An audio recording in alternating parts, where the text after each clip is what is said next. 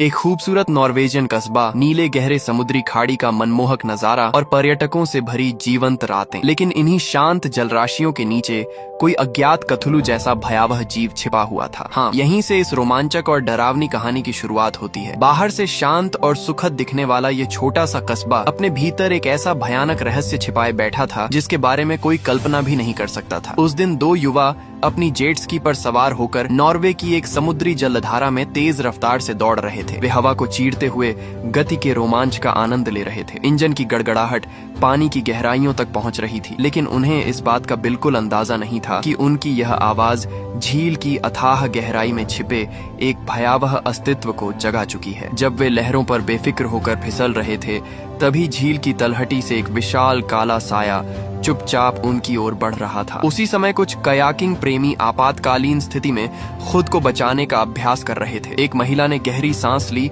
और अचानक अपनी कयाक को पलटते हुए पानी में छलांग लगा दी। उसका साथी उसकी नाव पर नजर बनाए हुए था, लेकिन कुछ ही क्षणों बाद वह कयाक रहस्यमय ढंग से पानी के भीतर डूब गई। किसी को समझ नहीं आया कि आखिर हुआ क्या था। इधर समुद्री शोधकर्ता योहाना तेजी से अपनी कार चलाते हुए खाड़ी की ओर जा रही थी। उसे अभी अभी मछली पालन क्षेत्र के पास से एक असामान्य वीडियो मिला था। वीडियो में बड़ी संख्या में सैल्मन मछलियां नियंत्रण खोकर किनारे पर चढ़ती दिखाई दे रही थी। यह दृश्य उसके मन में बेचैनी पैदा कर चुका था। लेकिन जब वह घटनास्थल पर पहुंची तो वहां सैल्मन मछलियों के सभी शव पहले ही साफ किए जा चुके थे। वहां केवल खाली पालन जाल और उन्हें पकड़कर रखने वाले बड़े फ्लॉट बचे थे। सबसे हैरान करने वाली बात यह थी कि कई टन वजन सहने वाले मजबूत फ्लॉट पूरी तरह फट चुके थे। उन उपकरणों का कुल वजन भी कई टन था। आखिर कौन सी ताकत उन्हें गहरे समुद्र में खींचकर फिर वापस किनारे तक फेंक सकती थी? इन सवालों का जवाब न मिलने पर योहाना सीधे मछली पालन केंद्र के मुख्य बेस पर पहुंची। वहां का प्रभारी एरिक एक ध्वनि तरंग उत्सर्जक उपकरण को पानी में उतार रहा था। नियंत्रण कक्ष में मौजूद ऑपरेटर ओ गोर्ग को सिस्टम से चेतावनी मिली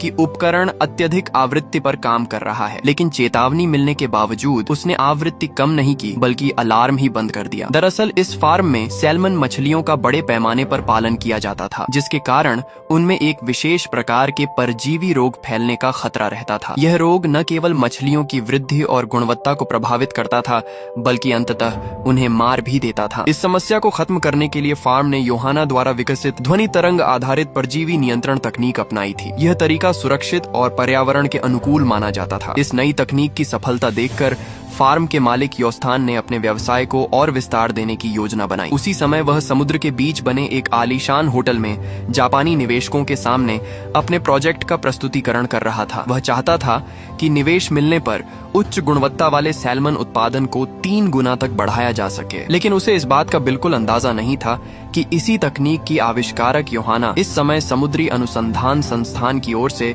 उसके फार्म की जांच कर रही थी। उसे शक था कि किसी ने उसकी तकनीक के मूल पैरामीटर बदल दिए हैं और अवैध रूप से उपकरण को ओवर फ्रीक्वेंसी पर चलाया जा रहा है, जिससे गंभीर परिणाम सामने आ सकते हैं। सच्चाई जानने के लिए योहाना ने एक जीवित सैल्मन पकड़ी। उसने पहले जांच की कि मछली में कोई परजीवी मौजूद है या नहीं। फिर उसने उसका दिल निकालकर ध्वनि तरंग उपकरण के पास रखा और धीरे धीरे आवृत्ति बढ़ाने लगी। परीक्षण के नतीजे बेहद चिंताजनक थे। अधिकतम शक्ति पर यह ध्वनि तरंग मछली के ऊतकों को भीतर से ध्वस्त कर देती थी और मृत्यु दर लगभग 100% तक पहुंच जाती थी। तभी फार्म से सूचना आई कि चौथा ध्वनि उपकरण अचानक ऑफलाइन हो गया है। एरिक ने तुरंत उसे पानी से बाहर निकलवाया। जब वह और योहाना मिलकर उसकी जांच कर रहे थे, तभी उपकरण के भीतर से किसी चीज के टकराने की आवाज सुनाई दी। दोनों ने उत्सुकता से ढक्कन खोला तो पाया कि अंदर का मुख्य मॉड्यूल बुरी तरह क्षतिग्रस्त था, मानो किसी ने जानबूझकर उसे तोड़ फोड़ कर नष्ट किया हो। एरिक ने सावधानी से हाथ अंदर डाला और वहां से एक अजीब जीव निकाला, जिसे दोनों ने पहले कभी नहीं देखा था। कुछ ही देर बाद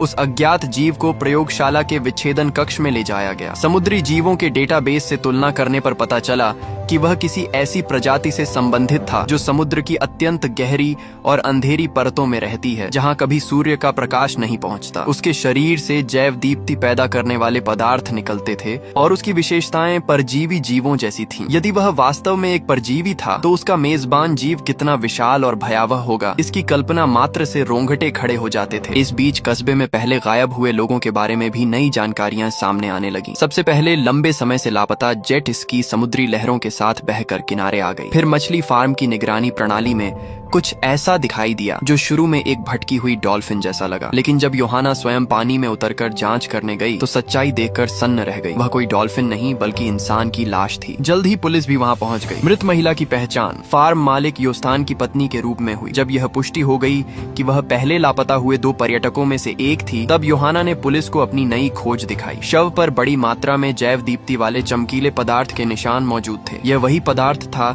जो उस अज्ञात गहरे समुद्री परजीवी के शरीर में मिला था, और उसकी मात्रा देखकर स्पष्ट था कि वह जीव जिसने यह पदार्थ छोड़ा था आकार में बेहद विशाल रहा होगा। लेकिन मुसीबत यहीं खत्म नहीं हुई। अभी इन दोनों पर्यटकों की गुमशुदगी का मामला सुलझा भी नहीं था कि कयाकिंग करने वाले अन्य लापता लोगों के शव भी एक एक करके किनारे लगने लगे। कुछ शवों की हालत इतनी भयावह थी कि उनके शरीर का केवल आधा हिस्सा ही बचा था। मामला बेहद गंभीर हो चुका था, इसलिए पुलिस ने अस्थायी रूप से पूरे समुद्री तट को बंद कर दिया। लेकिन एक नई समस्या सामने आ गई। पर्यटकों को लाने वाली फेरी पहले ही समुद्र में निकल चुकी थी और अब तक वापस नहीं लौटी थी। दूसरी ओर यूहाना की जांच भी आगे बढ़ रही थी। उसे जल्द ही एक और चौंकाने वाली जानकारी मिली। मछली फार्म से लगभग 1300 मीटर दूर गहरे पानी में भी वही ध्वनि तरंग संकेत दर्ज किए गए थे। चूंकि यह निश्चित नहीं था कि ऐसी तरंगें समुद्र के अन्य जीवों को नुकसान पहुंचाएंगी या नहीं, इसलिए एरिक ने उपकरण लगाते समय विशेष सुरक्षा सीमाएं निर्धारित की थी। लेकिन अब साफ था कि कहीं न कहीं कुछ गड़बड़ हुई है। और जब उन्होंने ध्वनि प्रणाली के रिकॉर्ड की जांच की तो पता चला कि लॉग फाइलों में भी भारी विसंगतियां मौजूद थीं। ये स्पष्ट था कि किसी ने जानबूझकर सिस्टम के साथ छेड़छाड़ की है। अब तक हुई सारी असामान्य घटनाओं को जोड़ते हुए एरिक को अचानक कुछ समझ में आया। वह तुरंत नियंत्रण कक्ष पहुंचा और ओगोर्ग से सभी लॉग रिकॉर्ड निकालने को कहा। वह स्वयं सुरक्षा सेटिंग्स की जांच करना चाहता था। साथ ही उसने योस्तान को फोन मिलाया और गुस्से में उससे पूछने लगा कि क्या उसने गुप्त रूप से ध्वनि उपकरणों की सेटिंग्स बदल दी थीं। दूसरी ओर यूहाना ने उस विशाल शव के आकार का अनुमान लगाकर यह निष्कर्ष निकाला कि उन परजीवियों का मेजबान कम से कम किसी विशाल व्हेल जितना बड़ा जीव अवश्य होगा। अब यह भी साफ हो गया था कि ध्वनि तरंग उपकरणों का इस्तेमाल केवल सैल्मन मछलियों से परजीवी हटाने के लिए नहीं किया जा रहा था, बल्कि उनमें कुछ और गुप्त सेटिंग्स भी मौजूद थीं। यह बात पता चलते ही एरिक ने तुरंत ध्वनि प्रणाली बंद करने का फैसला किया, लेकिन ओगोर्ग ने उसे रोक दिया। उसका कहना था कि वह केवल योस्तान के आदेश पर ही सिस्टम बंद करेगा। साफ दिखाई दे रहा था कि दोनों पहले से मिले हुए हैं। ओगोर्ग का मजबूत शरीर देखकर एरिक भी उससे जबरदस्ती नहीं कर सका और मजबूर होकर इंतजार करने लगा। उधर निवेशकों के साथ सौदा पक्का करने के बाद योस्तान भी जल्दबाजी में नियंत्रण केंद्र पहुंचा, लेकिन उसने भी सिस्टम बंद करने से साफ इनकार कर दिया। उसने यहाँ तक कह दिया कि चाहे वे खाद्य सुरक्षा विभाग में उसकी शिकायत ही क्यों न कर दें। दरअसल निवेशकों ने उसकी उम्मीदों से कहीं ज्यादा बड़ी शर्त रखी थी। वे उत्पादन को 3 गुना नहीं बल्कि पूरे 10 गुना बढ़ाना चाहते थे। इतनी बड़ी कमाई सामने देखकर योस्तान अब किसी भी कीमत पर पीछे हटने को तैयार नहीं था। जब यूहाना और एरिक पूरी तरह असहाय महसूस कर रहे थे, तभी अचानक मॉनिटर पर एक चेतावनी दिखाई दी। किसी ध्वनि मॉड्यूल का संपर्क टूट गया था। असल में योस्तान की बेटी मारिया अपने दोस्तों के साथ चुपके से मछली फार्म में घुस आई थी और ध्वनि उपकरणों को नष्ट कर रही थी। इससे पहले जो वीडियो यूहाना ने देखा था, जिसमें सैकड़ों सैल्मन मछलियां दिशा खोकर समुद्र तट पर चढ़ गई थीं, वह वीडियो भी मारिया ने ही रिकॉर्ड किया था। वह फार्म उसके पिता की कई जलपालन परियोजनाओं में से एक था। लेकिन मारिया को अपने पिता के नुकसान की कोई चिंता नहीं थी, बल्कि वह चाहती थी कि सभी फार्म बंद कर दिए जाएं। उसे यकीन था कि समुद्र में लगाए गए ये ध्वनि उपकरण मछलियों की प्राकृतिक दिशा पहचानने की क्षमता को बिगाड़ रहे हैं, जिसके कारण वे रास्ता भटक कर किनारों पर आ मरती हैं। समुद्री पर्यावरण को बचाने के जुनून में वह कुछ उत्साही युवाओं के साथ मिलकर इन उपकरणों को नष्ट करने निकली थी। फार्म के पास पहुंचने के बाद उनमें से एक लड़के ने गोताखोरी का सूट पहना और चुपचाप पानी में उतर गया। उसने कुछ ही देर में पहला उपकरण खोलकर नष्ट कर दिया, लेकिन तभी अचानक वह बुरी तरह घबराकर तेजी से पानी की सतह की ओर लौटा। अफसोस, तब तक बहुत देर हो चुकी थी। किसी अज्ञात जीव ने उसे अपना शिकार बना लिया था। लड़का पानी में बेतहाशा हाथ पैर मारता रहा और कुछ ही क्षणों में सतह पर खून के बड़े बड़े बुलबुले उभरने लगे। उसी समय एरिक ने देखा कि एक उपकरण अचानक गायब हो गया है। उसने दूरबीन उठाकर समुद्र की ओर देखा और वहां प्लेटफॉर्म के किनारे खड़ी मारिया को मदद के लिए चिल्लाते पाया। जब एरिक और योस्तान उसे बचाने के लिए नियंत्रण कक्ष से बाहर भागे, तभी ओगोर्ग के कंप्यूटर पर भी एक और चेतावनी दिखाई दी। इसके साथ ही पूरा प्लेटफॉर्म जोरदार तरीके से हिलने लगा। यूहाना के मन में एक अनजाना डर पैदा हो गया। उसने तुरंत ओगोर्ग से सभी ध्वनि उपकरण बंद करने को कहा और खुद बाहर जाकर स्थिति देखने लगी। इस बीच योस्तान किसी तरह मारिया को प्लेटफॉर्म पर खींच लाया, लेकिन समुद्र के बीच स्थित पूरा फार्म इतनी जोर से हिल रहा था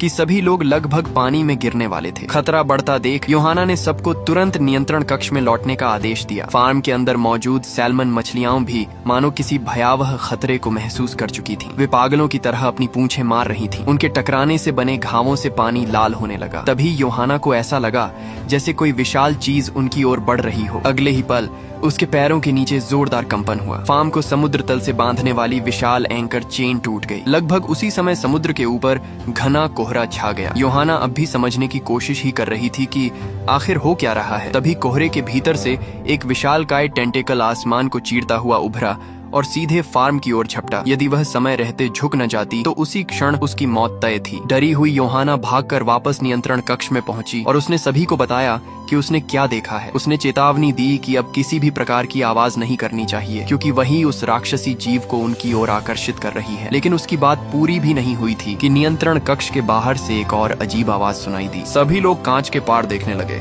और जो उन्होंने देखा उससे उनके होश उड़ गए। बाहर वही परजीवी जीव मौजूद थे जिन्हें यूहाना पहले प्रयोगशाला में देख चुकी थी। वे साधारण कीड़ों की तरह नहीं बल्कि पिस्सुओं की तरह उछलकर जीवित प्राणियों पर हमला कर सकते थे। इससे भी ज्यादा डरावनी बात यह थी कि छत के वेंटिलेशन पाइपों के भीतर से भी उनके रेंगने की आवाजें आ रही थीं। ऐसा लग रहा था मानो वे हर जगह फैल चुके हों। कुछ ही देर में पहला परजीवी पाइप से निकलकर कमरे के भीतर आ गिरा। सभी लोग भय से जमे खड़े थे। तभी मारिया ने तुरंत अपनी जैकेट उतारी और उस जीव पर फेंक दी। फिर उसने पूरी ताकत से उसे कुचल दिया। उसी समय ओगोर्ग ने खिड़की से बाहर देखा और दहशत में जम गया। उस विशाल राक्षस के टेंटिकल अब पूरे नियंत्रण कक्ष को घेर चुके थे। यह दृश्य इतना भयावह था कि उसका काम करने का साहस खत्म हो गया और वह जान बचाकर भाग निकला। दूसरी ओर बाकी लोग सावधानी से राक्षस से बचने की कोशिश कर रहे थे, लेकिन तभी एक विशाल टेंटिकल ने मारिया को जकड़ लिया और उसे प्लेटफॉर्म से बाहर खींच ले गया। सभी लोग भय से सुन्न पड़ गए। केवल उसके पिता योस्तान ने हिम्मत दिखाई। वह बेटी को बचाने के लिए सीधे डेक पर दौड़ा। रास्ते में उसे एक लोहे का पाइप मिला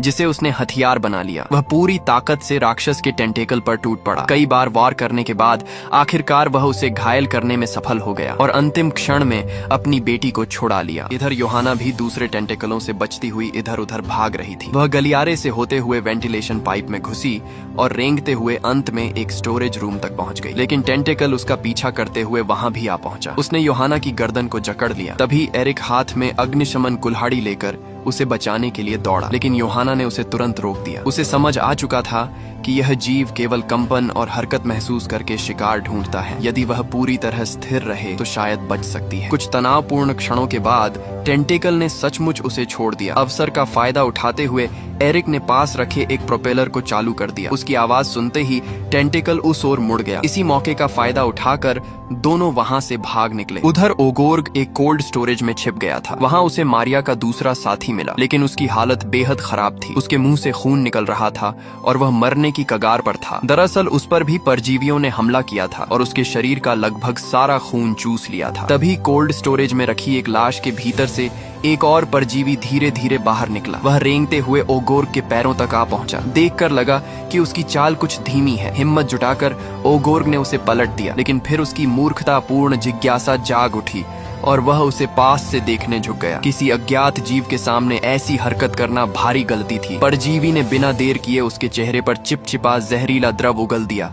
इसी बीच डेक पर पड़ी मारिया को होश आया, लेकिन जागते ही उसने ऐसा दृश्य देखा जिसे वह जीवन भर नहीं भूल पाएगी। आसमान में फैली सुंदर उत्तरी रोशनी अचानक गायब होने लगी। उसकी जगह अनगिनत विशाल टेंटिकल उभर आई जो बादलों को चीरते हुए आसमान की ऊंचाइयों तक पहुंच रहे थे। वे इतने बड़े थे कि आधा आकाश ही ढक गया था। उन भयानक टेंटिकलों के हमले से बचने के लिए मारिया और उसका पिता मजबूर होकर समुद्र में कूद पड़े और अपनी पूरी ताकत लगाकर पास के दूसरे प्लेटफॉर्म की ओर तैरने लगे। लेकिन जब योस्तान ने देखा कि विशाल टेंटिकल पानी को चीरता हुआ सीधे उनकी ओर बढ़ रहा है, तब उसे समझ आ गया कि दोनों का एक साथ बच निकलना लगभग असंभव है। उसने अपनी बेटी मारिया को अकेले प्लेटफॉर्म की ओर तैरने के लिए कहा और खुद उसके तथा उस भयावह टेंटिकल के बीच आकर खड़ा हो गया। वह अपनी बेटी की रक्षा के लिए अपनी जान दांव पर लगाने को तैयार था। उधर यूहाना और एरिक किसी तरह भागकर नियंत्रण कक्ष तक पहुंच गए, लेकिन समुद्री राक्षस अभी भी पूरे मछली फार्म को तबाह कर रहा था। विशाल प्लेटफॉर्म लगातार उसके उसके हमलों का शिकार होकर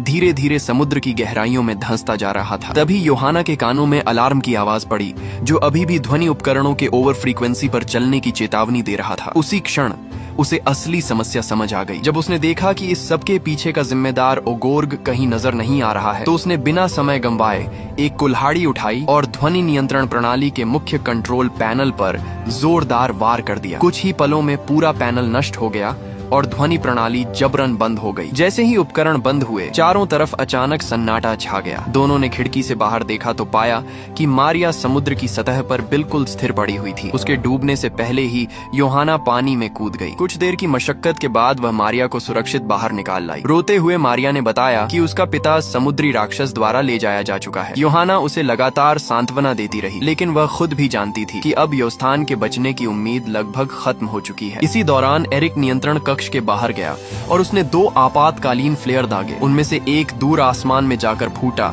जिसे मारिया की मां ने देख लिया, जबकि दूसरा फ्लेयर ठीक उनके ऊपर चमका और उसकी रोशनी में वह चीज दिखाई दी जिसने तीनों के होश उड़ा दिए। उनके सामने वह समुद्री दानव पूरी तरह प्रकट हो चुका था। उसका विशाल शरीर आसमान तक फैला हुआ था। ऐसा लग रहा था मानो कोई जीव नहीं बल्कि किसी दूसरे संसार का देवाकार राक्षस उनके सामने खड़ा हो। उसकी ऊंचाई और आकार इंसानी कल्पना से कहीं परे थे। तीनों लोग उसे देखकर स्तब्ध रह गए। डर के मारे उनकी आवाज तक नहीं निकल रही थी। लेकिन कुछ ही क्षण बाद रोशनी पड़ने से परेशान होकर वह राक्षस फिर से समुद्र की गहराइयों में डूब गया। हालांकि सब जानते थे कि यह अंत नहीं था, वह दोबारा लौटेगा। यदि उन्हें जीवित रहना था तो अब इंतजार करने के बजाय खुद हमला करना पड़ेगा। राक्षस को मारने के लिए योहाना ने एक योजना बनाई। उसने फैसला किया कि बची हुई सभी ध्वनि तरंग मशीनों की सुरक्षा सीमाएं हटा दी जाए और उन्हें एक साथ जोड़ दिया जाए। ऐसा करने से इतनी शक्तिशाली ध्वनि ऊर्जा पैदा हो सकती थी जो उस विशाल जीव के शरीर को भीतर से नष्ट कर दे। जब वे लोग तेजी से उपकरणों को संशोधित करने में लगे थे, तभी एक परजीवी चुपचाप उनकी ओर रेंगता हुआ आ पहुंचा। सौभाग्य से उसी समय मारिया की मां वहां पहुंच गई और समय रहते खतरे को टाल दिया। योजना पूरी होने के बाद योहाना ध्वनि उपकरणों को लेकर